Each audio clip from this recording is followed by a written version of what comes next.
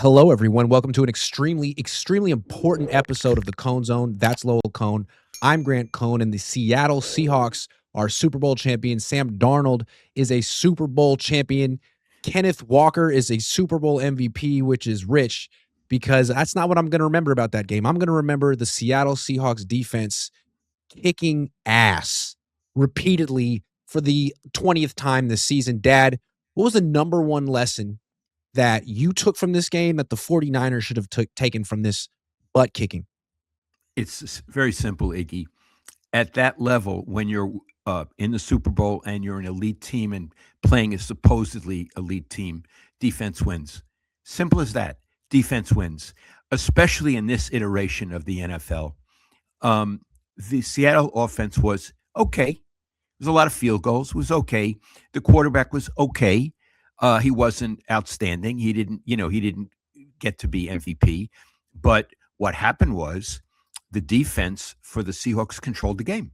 The other team not only didn't do well on offense, they looked inept. The quarterback, the poor kid, he might have to see a psychiatrist after what happened yesterday. So what you learned is in this world's NFL, you have to have a dominating, frightening, aggressive, hurtful, big defense. Yeah.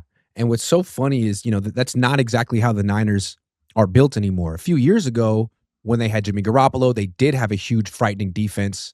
And then when they weren't spending a lot of money on Purdy, they had a great defense again. But now, Kittle said it during the season. We have a special offense, and we can win by scoring 40 points and just outscoring people. And they do against bad teams, but it seems like the best defenses are way ahead of the best offenses in the NFL right now, which is strange because all the rule changes have been put into effect to aid offenses. But really, McVay and Kyle and their disciples have been running the league for the last 9-10 years. And it seems like the best defensive coaches have caught up.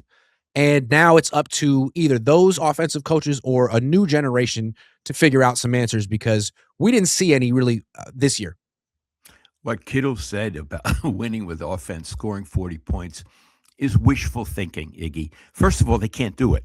So it's preposterous on its face. They're not that good, their offense. But in addition, it's not how you win. Again, you entertain with offense, you win with defense. And that's what Seattle proved it this season and proved it yesterday. That's the lesson the Niners should have learned. So currently, we'll talk about next season in a moment. The defense that they displayed this season, was it at the level of Seattle? Not even close. Tell me. I mean, the Niners defense overachieved given their injuries because they had an excellent defensive coordinator in Robert Saleh, who, is a head coach now. And maybe you could argue he should be the head coach of this team if you want to really go all in with defense. But even with what he did, they were last in the league in sacks, second to last in the league in interceptions. And when they went against really good offenses, they couldn't stop them.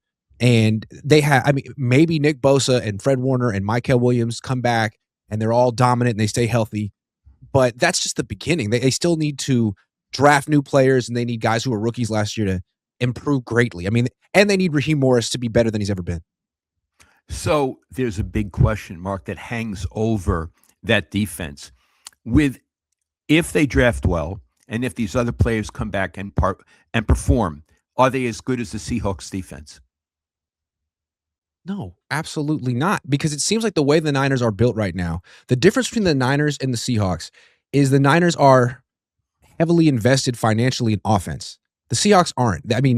You could argue that Brock Purdy is better than Sam Darnold, although Darnold's a champion and Purdy isn't. But they're paying for that difference.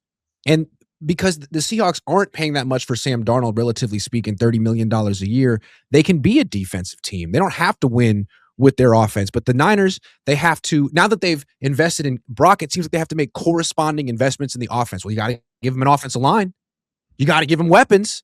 Well, even if he has all that, he's not going to have the defense to really compete with the Seattle Seahawks. No, and that's the Achilles heel. And And people who are watching need to understand that the defense is going to determine where they are. Now, look, you explained to me, you're better at this than I am. This morning, you explained to me that they play their safeties very deep, Iggy, and they say try to run against us. The Rams can. The Rams can run against them. They do well. They lose, but they do well against Seattle. The Niners can't run against them. So they play right into Seattle's hands.